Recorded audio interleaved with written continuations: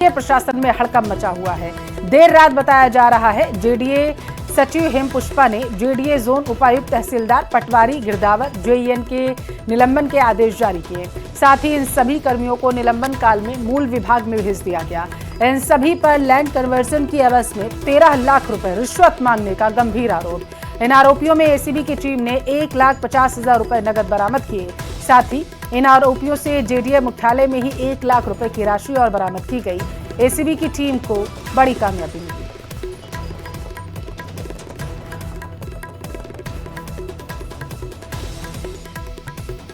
आवारा जानवरों के साथ ही पालतू पशुओं को अब तक आपने अलग अलग बाड़े और खेतों के साथ सड़कों पर घूमते देखा होगा, लेकिन अजमेर में यह आवारा पशु एटीएम में अपना आशियाना बनाए हुए हैं। अजमेर के शास्त्री नगर में स्थित एसबीआई एटीएम में गाय और उसका बछड़ा बैठा नजर आया। इस तस्वीर को देखकर हर कोई हैरान है। एटीएम में सुरक्षा गार्ड नहीं होने के कारण दोनों आराम से बैठे हुए थे।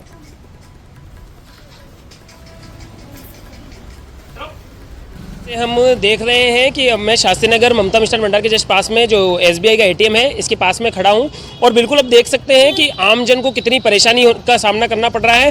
पहले तो आमजन केवल और केवल रोडों पर ही जो है आवारा पशु घूमते थे।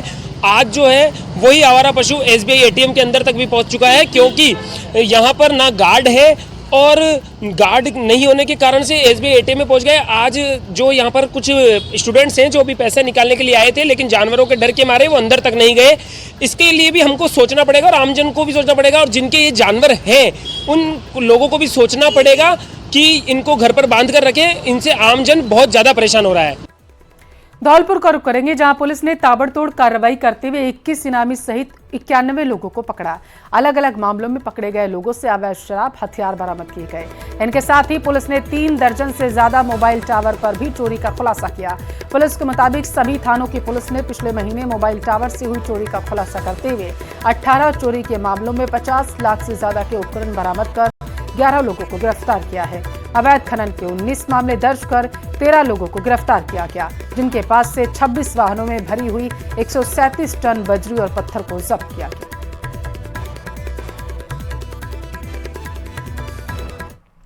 बीजेपी प्रदेशाध्यक्ष और प्रदेश प्रभारी का झुंझुनू दौरा है। बड़ी खबर आप तक पहुंचा रहे हैं। मदन राठौड़ और राधा मोहन दास अग्रवाल झुंझुनू पहुंच चुके हैं, ऐसी जानकारी सामने निकल कर आ पा रही है। जगह जगह बीजेपी कार्यकर्ताओं ने उनका शानदार तरीके से इस दौरान स्वागत किया। मदन राठौड़ ने कहा है कि संगठन को इस दौरान मजबूत किया जाएगा। बीजेपी एकजुटता के साथ उपचुनाव लड़ेगी। मदन राठौड़ की तरफ से यह बयान दिया गया। बीजेपी कार्यालय में पदाधिकारियों की 2 चरणों में बैठक होगी। झुंझुनू विधानसभा उपचुनाव को लेकर बैठक में मंथन किया जाएगा। प्रभारी मंत्री अविनाश गहलोत भी साथ में रहे। प्रदेश महामंत्री संतोष अहलावत और श्रवण सिंह बघेल भी साथ मौजूद हैं।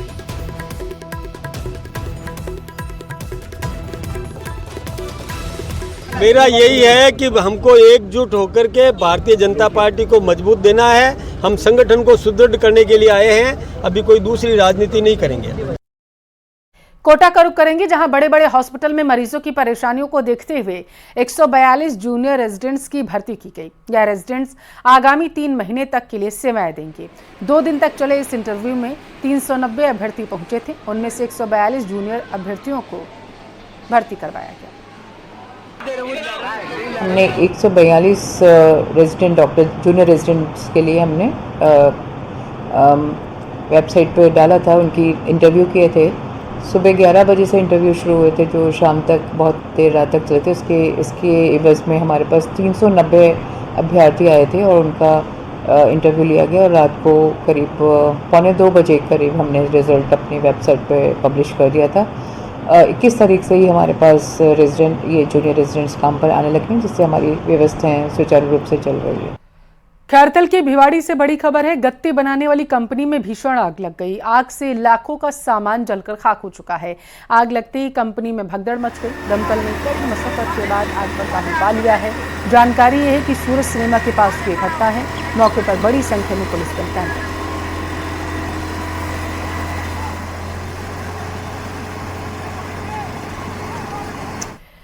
और अब देश की सीमा हो या फिर नक्सल एरिया, दुश्मन छिपकर कितनी भी साजिश कर ले, कामयाब नहीं होने वाले। क्योंकि अब सेना को मिलने वाला है बारूद सुरंगों का विनाशक और जवानों का रक्षक माइंस प्रोटेक्शन व्हीकल, जो बारूदी सुरंगों के बड़े से बड़े विस्फोट भी झेलकर इसके भीतर बैठे सैनिकों की जान बचा सकता है और हाथों हाथ जवाबी हमला भी कर सकता है।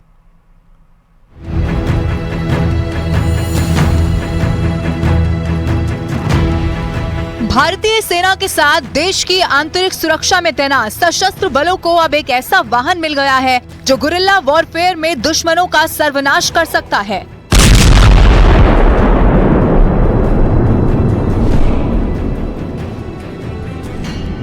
भारतीय सेना के लिए तैयार है अभेद्य सुरक्षा कवच। इस रक्षा कवच के सामने दुश्मनों का हौसला पस्त हो जाएगा, क्योंकि इसके ऊपर बम, गोला या बारूद है बेअसर।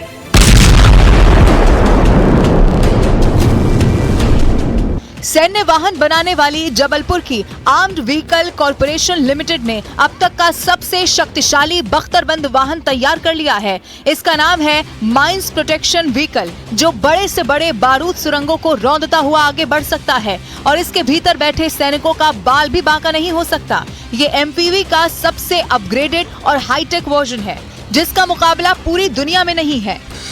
6x6 MPV में स्पेशल ब्लास्ट प्रोटेक्शन शीट्स लगाई गई हैं, जिससे धमाके से उछलकर गिरने के बाद इस वाहन को कोई नुकसान नहीं पहुंचता। ये MPV 360 डिग्री रियर व्यू कैमरे से लैस है, जिसकी वजह से हमारे सैनिक भीतर से ही दुश्मन पर निगाह रख सकते हैं। इनमें एक साथ 15 से ज्यादा सैनिक बैठ सकते हैं। इसके अलावा इस MPV में सैनिकों को ऊपर से निकलने के लिए हैच मौजूद है और जवाबी हमले के लिए गन पॉट्स भी बनाए गए हैं, जिनसे दुश्मन को तहस नहस किया जा सकता है।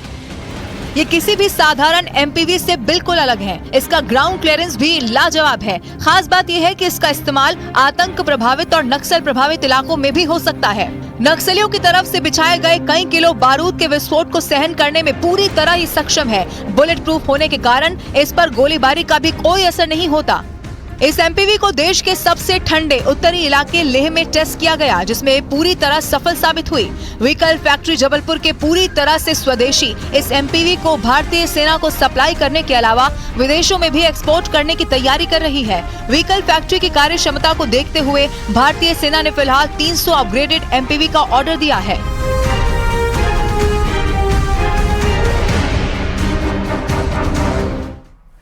एक महीने पहले जब मोदी रूस यात्रा पर पुतिन से मिलने के लिए गए थे, तब जेलेंस्की ने काफी तीखा बयान दिया था। तब जेलेंस्की ने मोदी की आलोचना की थी, लेकिन शायद अब जेलेंस्की समझ गए होंगे कि उनकी सोच गलत थी। कल जब पीएम मोदी कीव पहुंचे तो मोदी का हाथ जेलेंस्की के कंधे पर था। पीएम मोदी के यूक्रेन दौरे से पूरी दुनिया को उम्मीद है।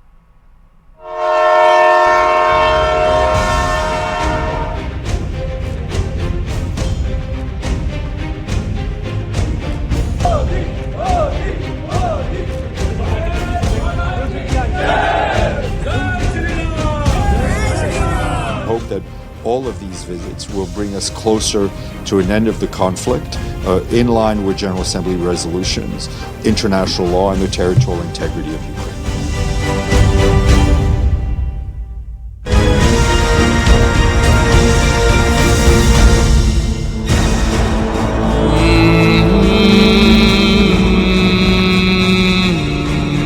मेरा मन भरा था, दिल को गहरी चोट पहुंची और मुझे लगता है कि युद्ध की सबसे पहली ग्रेजुएट किसकी होती है तो निर्दोष बालकों की होती है। इन तस्वीरों पर आज पूरी दुनिया की नजर है।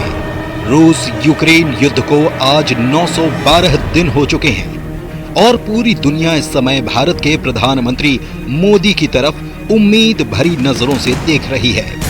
हर किसी के मन में एक ही सवाल है कि पीएम मोदी क्या रूस यूक्रेन युद्ध रुकवा देंगे। लेकिन प्रधानमंत्री मोदी अकेले ऐसे नेता हैं जो पिछले ही महीने रूस गए और फिर आज वे यूक्रेन के युद्ध क्षेत्र में थे। दोनों ही देशों में उनका अभूतपूर्व स्वागत किया गया। रूस के राष्ट्रपति व्लादिमीर पुतिन पीएम मोदी से जिस अपनेपन के साथ मिले, आज यूक्रेन के राष्ट्रपति जेलेंस्की से मुलाकात में भी वैसी ही गर्मजोशी नजर आई। अकेले प्रधानमंत्री मोदी ही ऐसे नेता हैं जिन्हें रूस और यूक्रेन दोनों अपना दोस्त मानते हैं। उनसे पूरी दुनिया को उम्मीद है कि वे रूस यूक्रेन युद्ध खत्म करवा सकते हैं। पूरी दुनिया प्रधानमंत्री मोदी की तरफ देख रही है। खुद यूनाइटेड नेशंस के सेक्रेटरी जनरल एंटोनियो गुटेरेस ने भी उम्मीद जताई है कि प्रधानमंत्री नरेंद्र मोदी की यूक्रेन यात्रा युद्ध को समाप्त करने में योगदान देगी। Hope that all of these visits will bring us closer to an end of the conflict, in line with General Assembly resolutions, international law, and the territorial integrity of Ukraine. अब आप देखिए, पीएम मोदी यूक्रेन के राष्ट्रपति Volodymyr Zelensky के न्योते पर 10 घंटे की यात्रा करके आज जब ट्रेन से यूक्रेन पहुंचे तो वहां पर उनका किस तरह से स्वागत किया गया। पीएम मोदी यूक्रेन में सिर्फ 7 घंटे रुके और इस 7 घंटे के यूक्रेन विजिट के लिए उन्होंने 20 घंटे ट्रेन का सफर किया। इससे पता चलता है कि पीएम मोदी का यूक्रेन दौरा कितना अहम है। पीएम मोदी ने यूक्रेन के राष्ट्रपति भवन मैरिन्स्की पैलेस में ज़ेलेंस्की के साथ करीब 3 घंटे बैठक की और ये 180 मिनट अगर रूस यूक्रेन युद्ध को खत्म कर पाए तो शायद ये इस सदी की सबसे बड़ी घटना होगी। पीएम मोदी और ज़ेलेंस्की के बीच कई द्विपक्षीय मुद्दों पर बातचीत हुई, लेकिन बातचीत के दौरान अधिकतर समय यूक्रेन संकट पर ही चर्चा हुई। ज़ेलेंस्की से बैठक के दौरान पीएम मोदी ने कहा कि जंग को लेकर भारत कभी भी तटस्थ नहीं रहा। भारत हमेशा शांति के पक्ष में रहा है। पीएम मोदी युद्ध में अपनी जान गंवाने वाले बच्चों की याद में लगाई गई प्रदर्शन को देखकर भावुक हो गए। यूक्रेन के दौरे पर जाने वाले पीएम मोदी पहले भारतीय प्रधानमंत्री हैं। पीएम मोदी के यूक्रेन दौरे से पूरी दुनिया को उम्मीद है। Bureau report, news 18।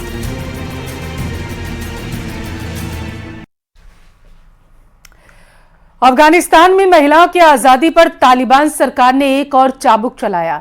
नए तालिबानी फरमान के तहत अब महिलाओं को सार्वजनिक जगहों पर जुबान बंद रखने के लिए कहा गया, यानी कि महिलाओं को पब्लिक प्लेस पर बोलना ही नहीं है।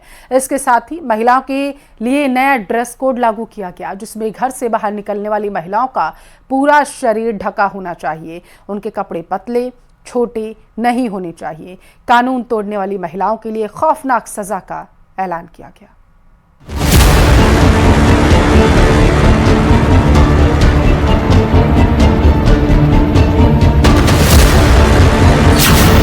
तालिबान सरकार में महिलाओं की मुसीबत अपार। कट्टरपंथी हुकूमत में महिलाओं की आजादी पर एक और हमला।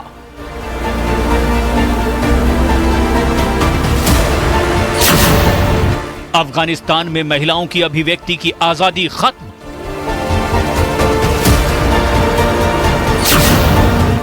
कानून तोड़ने वाली महिलाओं पर बरसेगा तालिबान का चाबुक। 15 अगस्त 2021 यही वो तारीख थी जब लोकतंत्र के रास्ते पर दौड़ रहे अफगानिस्तान में तख्ता पलट हो गया। तालिबान ने सत्ता पर कब्जा कर लिया और उसी दिन से अफगानिस्तान में महिलाओं के दुर्दिन शुरू हो गए। तालिबान सरकार ने अपने मुल्क में महिलाओं की आजादी पर एक और शिकंजा कस दिया। नए कानून के तहत सार्वजनिक जगहों पर महिलाओं के बोलने पर पाबंदी लगा दी गई है, यानी कि अब महिलाएं पब्लिक मीटिंग में बोल नहीं पाएंगी, गा नहीं पाएंगी, स्कूलों में पढ़ा नहीं पाएंगी, नौकरी नहीं कर पाएंगी, अकेले कहीं जा भी नहीं पाएंगी और अदालतों में अपना पक्ष नहीं रख पाएंगी। यानी कि अब की बार शरिया कानून के नाम पर महिलाओं के बोलने पर पाबंदी लगा करके तालिबान सरकार ने अफगानिस्तानी महिलाओं की अभिव्यक्ति की आजादी का गला पूरी तरह से घोंट दिया है।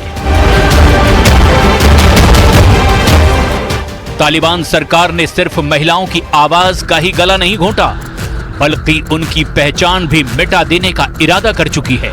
इसीलिए तालिबानी हुकूमत ने नया फरमान जारी किया है कि अब घर से बाहर निकलने वाली महिलाओं को अपना चेहरा ढक कर रखना होगा।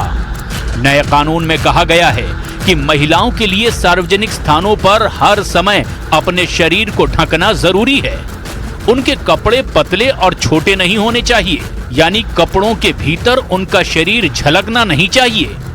कानून का पालन न करने पर चेतावनी या फिर गिरफ्तारी जैसी सजा दी जाएगी।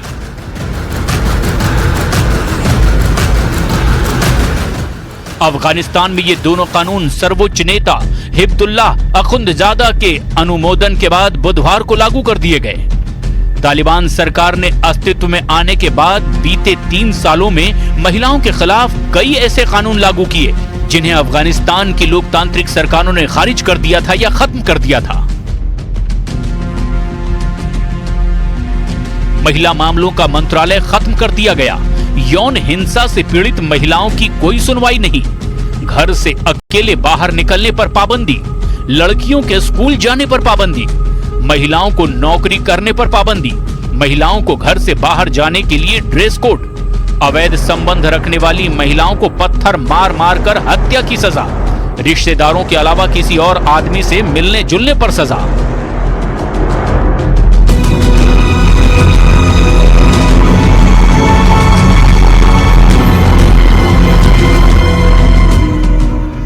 तालिबानी हुकूमत में अफगानिस्तान की महिलाओं की कोई सुनवाई नहीं।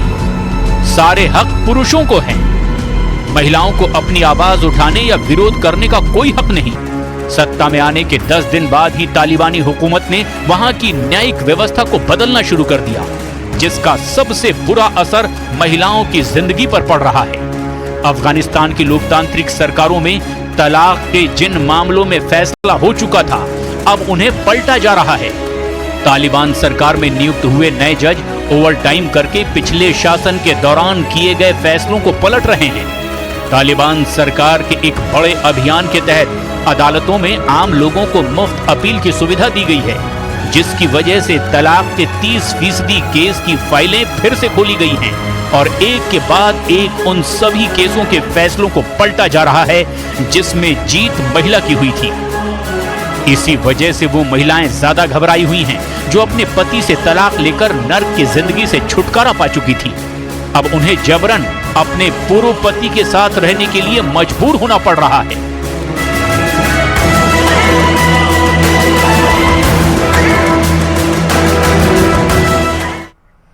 जयपुर से बड़ी खबर है। सीएम भजनलाल शर्मा बताया जा रहा है कि प्रेस कॉन्फ्रेंस करते हुए नजर आएंगे। बीजेपी प्रदेश मुख्यालय पर वो प्रेस ब्रीफिंग करेंगे। तो बड़ी खबर आपके टेलीविजन स्क्रीन पर, जहां पर बीजेपी प्रदेश मुख्यालय पर सीएम पीसी करेंगे। शाम 4:15 पर प्रेस ब्रीफिंग करते हुए सीएम भजनलाल शर्मा नजर आएंगे। तो ये जानकारी सीएम के कार्यक्रम की निकलकर सामने आई है कि वो 4:15 पर प्रेस ब्रीफिंग करेंगे। जम्मू कश्मीर में कांग्रेस और एनसी गठबंधन पर हो सकता है कि वो अपनी बात रखते हुए नजर आएंगे। तो जम्मू कश्मीर में चुनाव होने वाले हैं, तो इसी को लेकर के माना जा रहा है कि प्रेस ब्रीफिंग में शायद सीएम भजनलाल शर्मा उन मुद्दों पर भी बातचीत करेंगे, चर्चा करेंगे।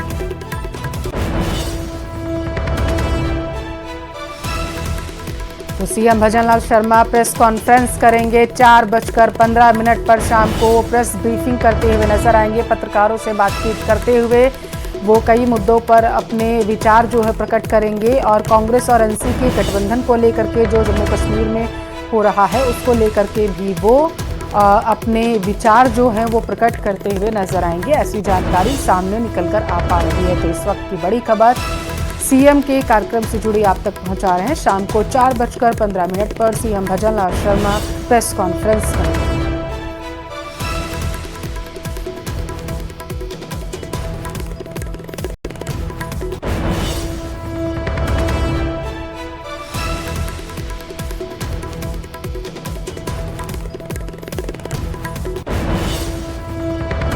जयपुर से ये खबर है आपके टेलीविजन स्क्रीन पर। जम्मू कश्मीर में चुनाव हो रहे हैं और बताते चलें कि आर्टिकल 370 हटने के बाद जम्मू कश्मीर में पहली बार चुनाव होने जा रहे हैं, यानी कि 10 साल बाद पहली बार वहां पर चुनाव हो रहे हैं, जिसको लेकर के सभी की निगाहें वहां पर टिकी हुई हैं। और यही वजह है कि माना जा रहा है कि आज शाम को 4:15 पर जब सीएम प्रेस कॉन्फ्रेंस करेंगे तो वो कांग्रेस और नेशनल कॉन्फ्रेंस के गठबंधन को लेकर के भी अपने विचार जो हैं वो रखेंगे पत्रकारों से जब वो बातचीत करते हुए नजर आएंगे। तो बड़ी खबर आपकी टेलीविजन स्क्रीन पर सीएम भजनलाल शर्मा के कार्यक्रम से जुड़ी हुई। ज्यादा जानकारी के साथ संवाददाता रोशन हमारे साथ टेलीफोन लाइन पर जुड़ चुके हैं। रोशन, 4:15 पर प्रेस ब्रीफिंग करेंगे सीएम, क्या अपडेट है? देखिए, मुख्यमंत्री भजनलाल शर्मा जो है आज बीजेपी प्रदेश मुख्यालय के अंदर करीब 4:15 के ऊपर प्रेस ब्रीफिंग करेंगे। प्रदेश के तमाम जो मीडिया संस्थान हैं उन्हें जो अपनी बात कहेंगे, संभवतः जम्मू कश्मीर के अंदर जो कांग्रेस और नेशनल जो कांग्रेस के बीच में गठबंधन हुआ है उसको लेकर अपनी बात रखेंगे। तो कुल मिलाकर कहा जा सकता है कि मुख्यमंत्री भजनलाल शर्मा की आज ये जो होने वाली प्रेस कॉन्फ्रेंस है कई मायनों में अहम है। जिस तरीके से जम्मू में विधानसभा चुनाव है उसको देखते हुए। बहुत शुक्रिया रोशन जानकारी पहुंचाने के लिए।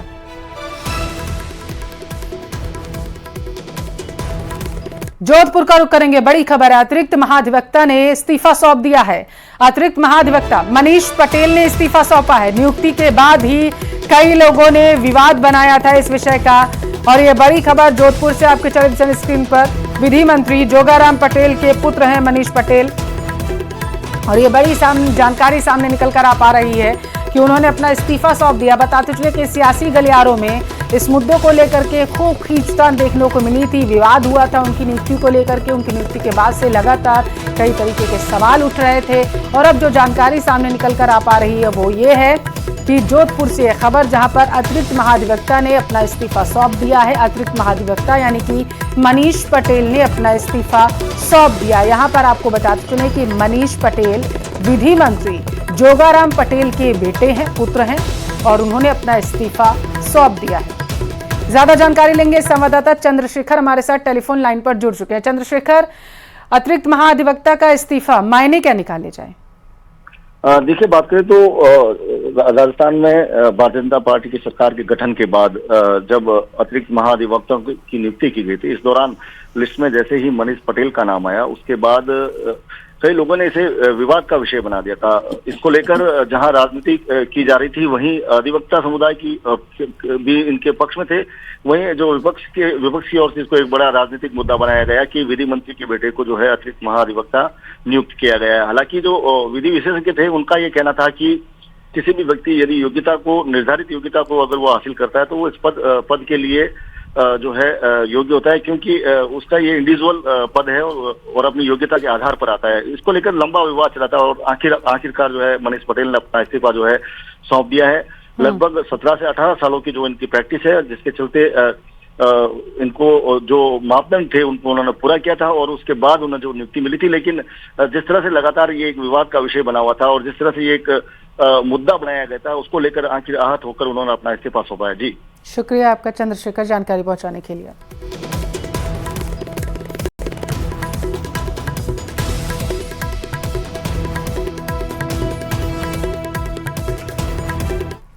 पहाड़ से लेकर मैदान तक भारी बारिश ने नदियों का जलस्तर बढ़ा दिया। नदियों में आए बारिश के पानी से जहां नदी नाले उफान पर हैं, तो वहीं पहाड़ों पर हो रही लैंडस्लाइड ने वहां रहने वाले लोगों की नींद उड़ा दी।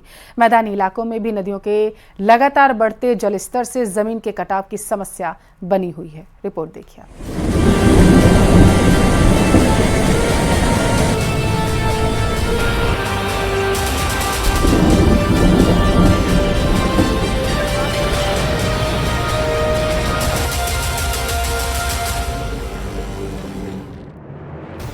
त्रिपुरा में भारी बारिश की वजह से बाढ़ और भूस्खलन से हाहाकार मचा है। बाढ़ की वजह से अब तक 10 लोगों की मौत हो चुकी है, जबकि कई लोग लापता हैं। सभी स्कूल और कॉलेज बंद करने के आदेश जारी किए गए हैं।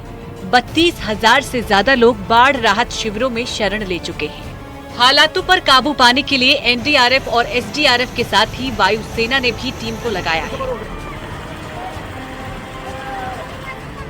बिहार के नवादा में ककोतल झरने में अचानक बाढ़ आ गई। लगातार हो रही बारिश से ककोतल के जलस्तर में बढ़ोतरी हुई और देखते ही देखते ककोतल के झरने ने रौद्र रूप ले लिया। पहाड़ी इलाके में कुछ दिन से हो रही लगातार बारिश की वजह से अचानक पानी बढ़ गया।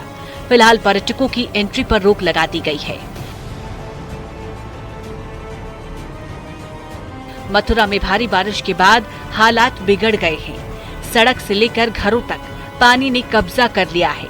सड़क पर कई फीट पानी जमा होने के बाद लोगों की परेशानी काफी बढ़ गई।